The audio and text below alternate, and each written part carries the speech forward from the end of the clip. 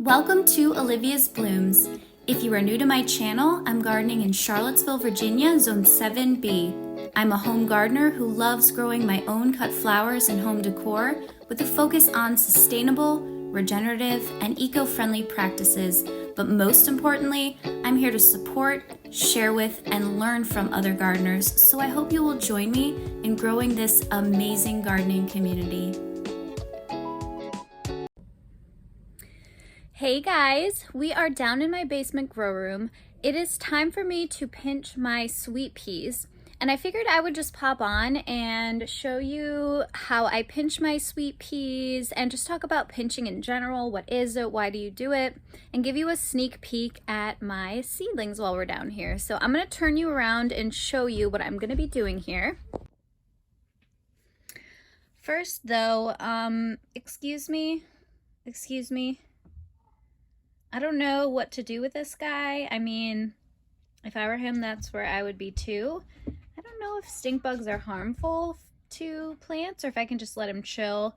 Usually if I find one or two down here, they end up on my fly trap, so I might just leave him alone as long as he's not doing any damage. But we have a friend with us today. So here are my sweet peas. They are looking amazing. I have these two trays. They are in root trainers, and then I have some here in soil blocks as an experiment. Now, I already pinched these here and this tray here, but I was going to take you along and show you how I pinch these. And first thing is, why would you pinch flowers, and what is pinching? Pinching is essentially cutting off the main stem of a flower to encourage more branching at the base, which for certain flowers gives you more flowers and also can give you a sturdier structure depending on the plant.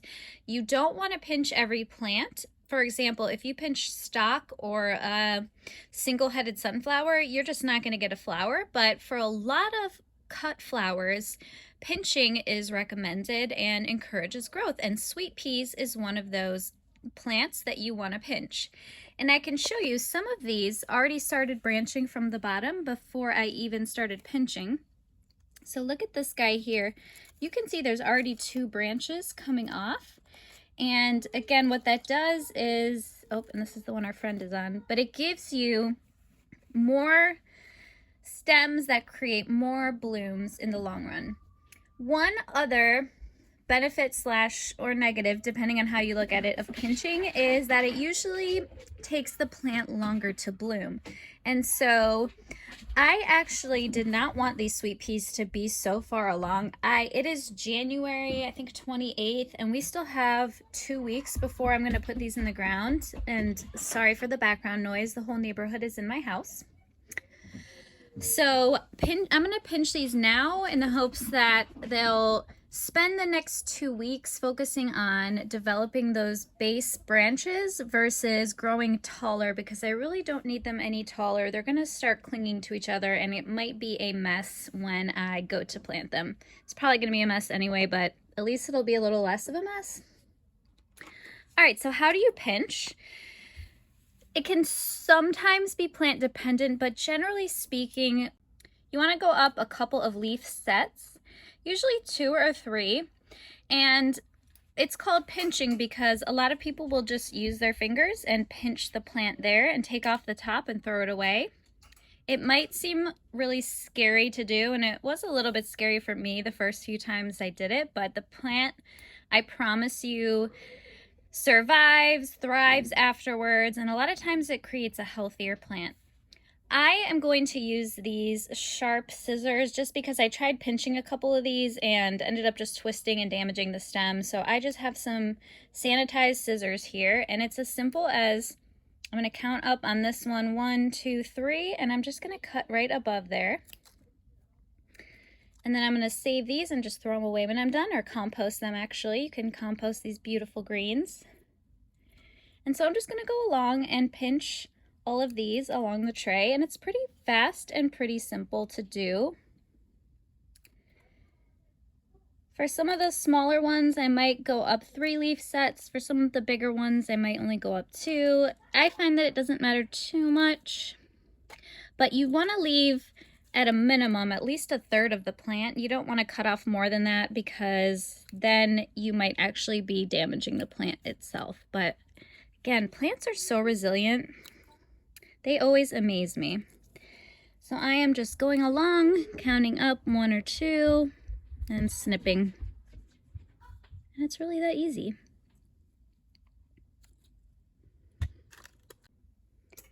All right, that took me all of about 2 minutes, and these are all pinched.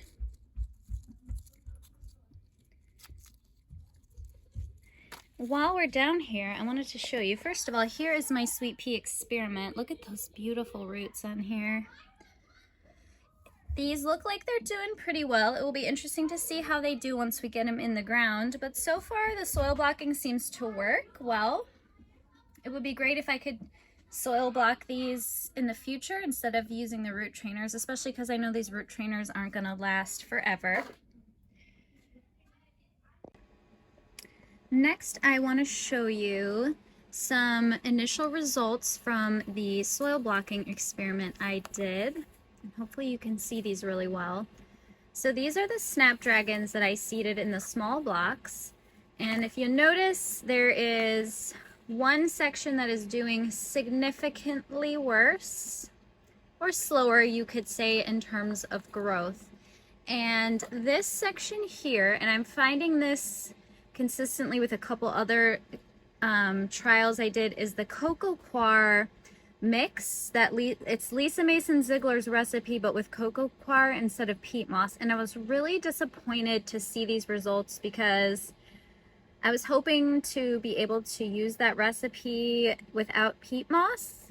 I bought a gigantic block of cocoa coir and I have so much of it, but with the difference in these seeds, and they were started at the exact same time and exact same conditions, I just can't feel good about knowing that I'm not giving these as good of a head start. Now, this is technically not a scientific experiment. The results, or the sample size, is too small, probably, I'm guessing, to be statistically significant.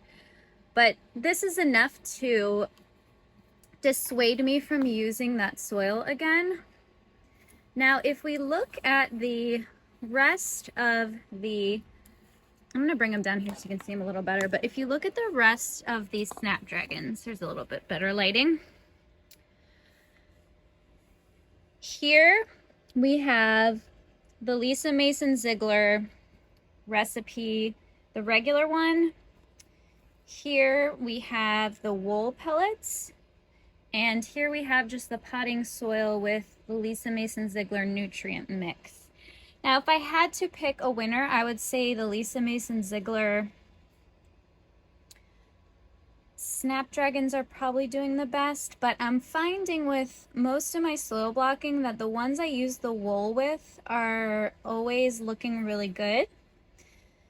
So I think I am officially a believer in the wool pellets and will be adding them to everything. Now, what I'm probably going to try, because again I have 1,000,000 pounds of cocoa coir, is maybe trying this recipe but adding the wool pellets to see if that helps. Another thing I'll really need to keep an eye on is how these do in the long run. So I know when I watched Bree from Blossom and Branch Farm, some of her seedlings with the wool started off a little slower, and then as they got bigger and bigger, they turned out to be much healthier. So we'll have to see how this does longer term. But what I would really love, if the wool pellets work, if I don't have to fertilize, that saves me time, and I'd really like to be able to insert something from the start that is going to slow release nutrients, and that's what the wool does. It slow releases nitrogen so that I don't have to be in here adding fertilizer once a week if I don't need to. So these are the small blocks, and all things considered, I'm happy I've got a beautiful little patch of snapdragons here. Snapdragons are also flowers that you'll want to pinch, so once they're a little bit taller, I will be pinching them. Now, I want to show you, really interesting, my stock. So let me grab those. All right, so this right here and these back here are stock seeds that I started exactly on the same day and have been pretty much under the same conditions. The major difference is the soil block size. Before we move on to soil block size though, I just want to say I'm really frustrated with my tray situation right now. I do not love using these trays. You'll notice I'm using a lot of different types of trays because I ordered a ton more of my favorite tray that I talked about in my soil blocking supplies video, which are these fiberglass, and I ordered them 3 weeks ago and they are still not here. And I don't have as many trays as I need to be growing on the scale that I want to for my new business. So I'm having to use all sorts of trays, not ideal. So you'll have to excuse if you see a hodgepodge of different trays around here. But back to the stock. I ordered these, again, this here is the wool. This here is the potting soil with Lisa Mason Ziegler's recipe. This here is Lisa Mason Ziegler's recipe with the sifted compost and peat moss. And then down here, the cocoa coir. I have one cocoa coir that's doing well, but these two are behind and from the rest of these. So I can't tell a huge difference between the rest of them in terms of their size and their health. They all look pretty healthy to me and large, but seeing this compared to these down here, and these are starting to yellow. These are in, I believe, Lisa Mason Ziegler's normal soil blocking recipe with the peat moss. I would much rather be planting out these guys than these. These will work, although I don't love the yellowing. And you'll also notice I planted some yarrow over here. You can ignore that. But look at these stock down here. I mean, in terms of germination rate and the number that are even looking healthy, it's not even close to the large soil blocks. So I think I'm going to be planting my stock in large soil blocks from now on. I have the luxury of doing that because I have tons of space, and so I'm not too worried about that yet.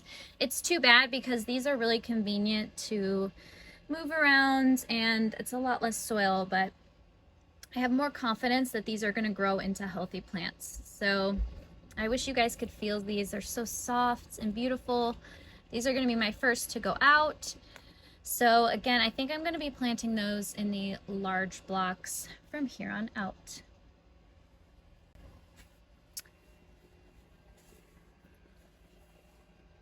Just a couple other sneak peeks. These, again, results are shocking to me for some of these. I had leftover cocoa coir mix when I did my experiment, and if you can believe me, these snapdragons were started on the same day and the same conditions as these over here, and they are so far behind. I don't know if it's the cocoa coir. I can't think of any other reason. They're even farther behind though than these here in the cocoa coir, but part of me is wondering if while I'm watering these, some of the wool nitrogen is maybe getting into the water and feeding these guys a little bit more. But again, I do not think I will be doing the cocoa coir like this in the future. Very tiny snapdragons. Sneak peek at a few other things. Here are some Dusty Miller. I'm really excited about these for some filler. Not flower related, but I have some cabbage here. Another random sweet pea. I have some lettuce and mustard greens that are germinating.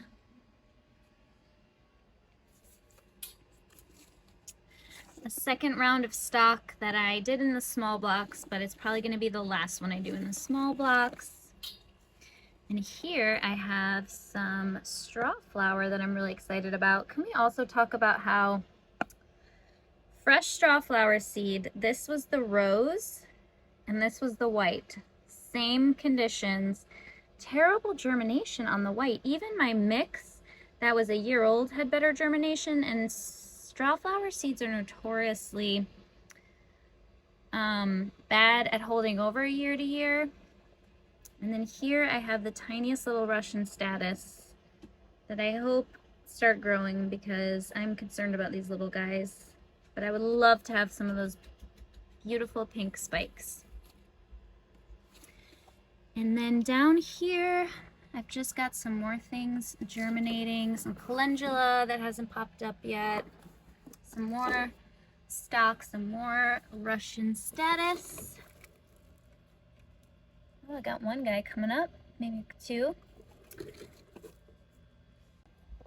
And here are just a few blue globe echinops I planted on a whim that I'm really excited to have some of that blue color, both fresh and dried. Another sneak peek. We got insulation delivered today. So that's gonna be the next project, is to finish building our walk-in cooler. And I will definitely be taking you guys along for that.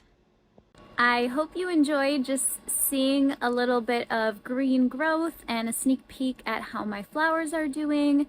Some things are going well, some things aren't, and that's just usually how it goes. But thank you for joining me, and I hope you had as much fun looking at my seedlings today as I did.